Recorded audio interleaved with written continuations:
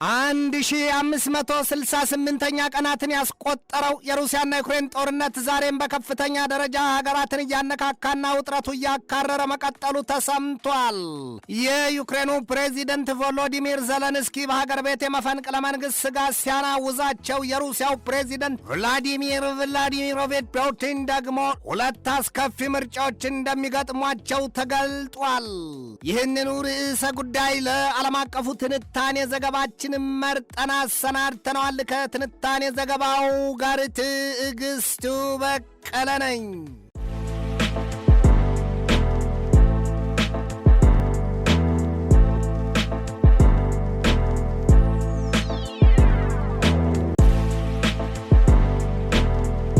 መንግስት 30% ድርሻ ያለበት ዘመናዊ ግራውንድ ፕላስ 4 የገበያ ማዕከል ላይ የንግድ ሱቅ ባለቤት የምትሆኑበትን ወርቃማ ዕድል ገበያው በደራበት በመርካቶ ተክለ ሃይማኖት አቅርበንልዎታል። 100% መክፈል ለምትፈልጉ 10 ደንበኞቻችን ብቻ የማይደገም 15% እውነተኛ ቅናሽም እናደርጋለን። ከኛ ሱቅ ሲገዙ ለተጨማሪ ጋራ መገልገያ የማይከፍሉ ሲሆን ማለትም በኔት ኤሪያ ብቻ እናስተናግደዎታለን። ከ22 ካሬ ጀምሮ በፈለጉት የካሬ አማራጭ ከ1.3 ሚሊዮን ብር ቅድመ ክፍያ ጀምሮ ከ3.7 ሚሊዮን ብር ጠቅላላ ክፍያ ጀምሮ በአንድ ዓመት የሚረከቡት የንግድ ሱቅ ባለቤት ይሆኑ። በተጨማሪም በፒያሳ አራዳ ፓርክና ወዳጅነት ፓርክ ፊት ለፊት ከባለ 1 እስከ ባለ 3 መኝታ ቤቶችን በ30% እውነተኛ ቅናሽም አቅርበንልዎታል። ምን ይጠብቃሉ? አሁኑኑ ፈጥነው ይደውሉልን። 0931 07 3818 ወይንም ደግሞ 0993 70 5097 ይደውሉልን።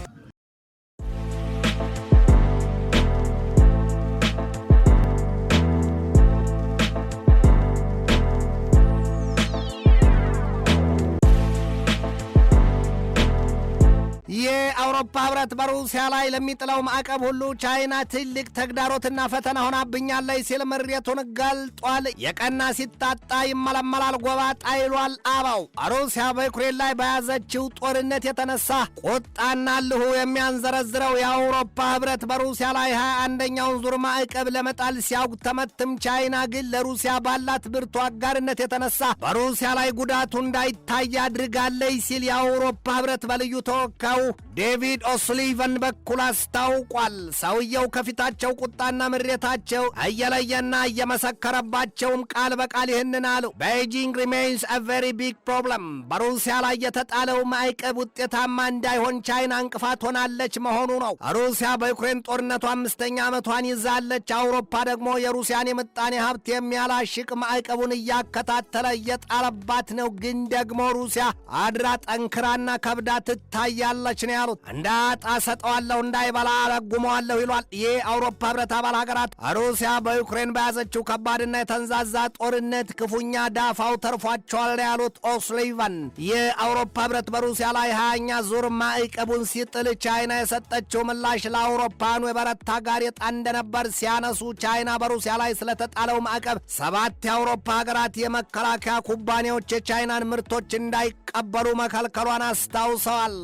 ሩሲያ በዚህ ወቅት በዩክሬን ጦርነት የምትጠቀማቸው የቻይና ስሪቶቹን የጦር መሳሪያዎች መሆኑን የሚነገረው የአውሮፓ ህብረት የሩሲያን ነዳጅ ዘይት ጭነው ለቻይና የሚያጓጉዙ መርከቦችን ለመከልከልና ማዕቀብ ለመጣል የገጠመውን ፈተናም አንስተዋል። ወዲህም የአውሮፓ ህብረት በእነዚህ የነዳጅ ጫኝ መርከቦች ላይ ማዕቀብ እንዳያደርግ በባህሩ የውሃ ክፍል ድርሻ ያላቸው ግሪክና ማልታ ሌላ እንቅፋት ሆነዋል ነው ያሉት። የሩሲያን የነዳጅ ጫኝ መርከቦች መከልከል አልፈለጉም እና ሀገራቱ ከመርከቦቹ ቀረጥ ያገኛሉ። እናም ጥቅማቸው ስለሚነካ እንዲሁም ከሩሲያና ከቻይና ጋር መነካካቱን አይፈልጉትም። አገባሽ ያለሁ ያለ ሁሉ ለአገባሽ ከባልሽ ወደ አትባባሽ ይሉትን መሆኑ ነው። አሁን አሜሪካ በሆርሙዝ የውሃ ወሽመጥ እንደያዘችው የክልከላ አቋምና ውሳኔ ሌሎች የውሃ አካላት ተጋሪ ሀገራትም የሩሲያን የነዳጅ ጫኝ መርከቦች በዚያ በኩል እንዳይተላለፉ ቢከለክሉ ሩሲያን ተገቢውን ጫና ለማሳደር ያስችል ነበር ነው ያሉት። አሁን ግን በሀብት የናጠጡት የቡድን 7 አባል ሀገራት በቀጣዩ የፈረንሳይ ኤቪያን ጉባኤያቸው ሲገናኙ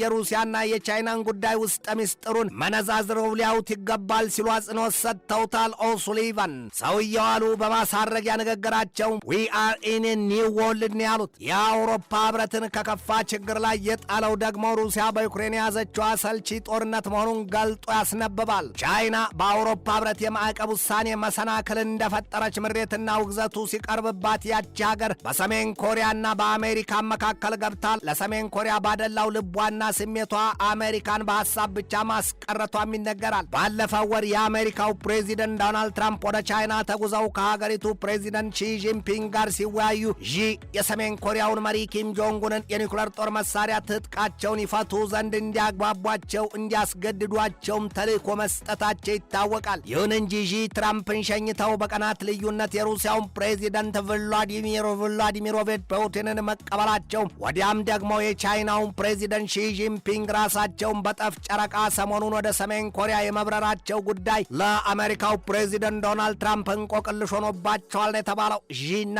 ኪም ከትናንት በስቲያ ሰኞ ዕለት በፒዮንግያንግ በነበራቸው ውይይት ስለ ሰሜን ኮሪያ የኒውክሌር ጦር መሳሪያ ጉዳይ ንክችም አላደረጉትም። የብሱንም ውይይታቸው ስለ ንግድ፣ ጸጥታና ሌሎች ጉዳዮች እንደነበር ነው የተገለጠው። አጎንብስ ወበላን ተኝተህ ቀላውጠው ይሏል። ቻይና በዚህ ወቅት ለአሜሪካም ይሁን ለአውሮፓውያኑ የሚያዝና የሚጨበጥ ባህሪ የላትም ይሏታል። አሜሪካ ሰሜን ኮሪያን ለማጥቃት ስታልም ቻይና ጋሻ ሆና ትገባለች። የአውሮፓ ህብረት ሩሲያን ለመያዝ ወጥመድ ሲያጠምድ ቻይና ታከሽፈዋለች።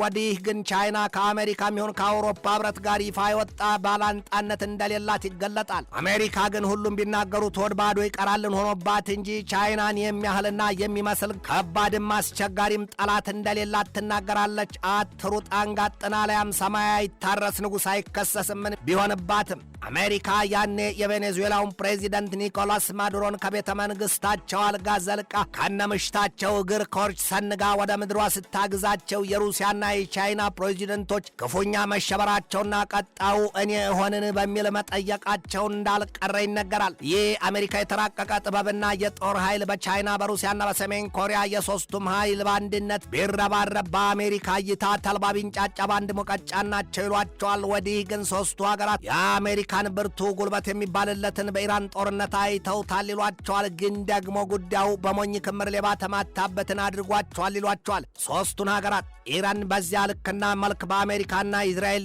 የእሳት ዶፍ ዝናብ ስትቀጠቀጥ አንዳቸውም ወይ ዣንጥላ አሊያም የመመከቻና የማጥቂያ መሳሪያቸውን አልሰጧትም። ወዲያም ደግሞ 1568 ቀኑን በያዘው የሩሲያና ዩክሬን ጦርነትም ቢሆን ቻይና ከሩሲያ ጋር የመመሳጠሯን ነገር የሚያሳዩባት የምዕራባኑ መንግስታት ያወቀን ጨነቀውን አሊያም የላጭልጅ ተባይ በላውን አድርጓቸዋል። ፈረንሳይ፣ እንግሊዝና ጀርመን ሰሞኑን በዩክሬንና በሩሲያ መካከል ጦርነቱ ተወግዶ ሰላማዊ አየር እንዲረብበት መሻታቸውን ቢገልጡም ግን ጉዳዩ በሩሲያ ብልጣብልጥ መሪዎች ዘንድ ይህች ጠጋ ይሉትን ሆኖ ተመንዝሯል። አውሮፓውያኑ ከሩሲያ ያገኙት የነበረው የነዳጅ ዘይትና የጋዝ ምርት ቀርቶባቸው አከርካሪያቸው መንቀጥቀጡ ይነገርባቸዋል። ፑቲን እኛን ኢስሪ ይሏቸው ወይም የአውሮፓውያኑን ሀያላን ተብዮቹን እንግሊዝ፣ ፈረንሳይና ጀርመንን በቀላይን ነው የሚዋቸው። ፑቲን የቀደመውን ታሪካቸውን የሚያስታውሳሉ።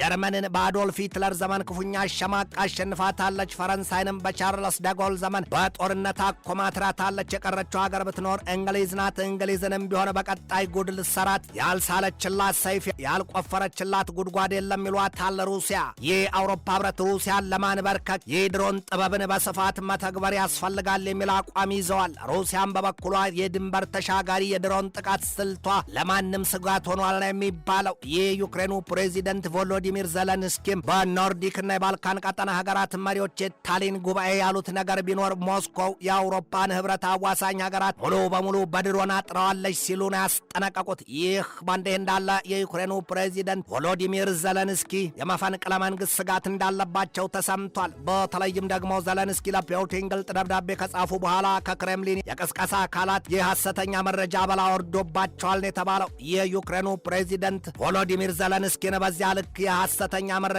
ዘመቻ ያወጁባቸው ደግሞ በተከታዮቹ የዜና ቻናሎች የሐሰተኛ አርማዎች ተጠቅመው ነው። ዘ ኢኮኖሚስት፣ ብሉምበርግ፣ ዩሮኒውስ፣ ቤሊንካት፣ ዩኤስኤ ቱዴይ፣ ዘ ሆል ስትሪት ጆርናል፣ ስፔጌል ቴሌቪዥን እንዲሁም ዘ ኢንስቲትዩት ፎር ዘ ስተዲ ኦፍ ዎር ተጠቃሾቹ ናቸው። በእነዚያ ቻናሎች የሐሰተኛ አርማ ተጠቅመው በሚያወጧቸው መረጃዎችም ዘለንስኪን በሙስና ቅሌት ለሀገራቸው ህዝብ ታማኝ አይደሉም በሚልና ከ800 የሚበልጡ የክስ ሰነዶችን አውጥተውባቸዋል ሲል ያሳያል።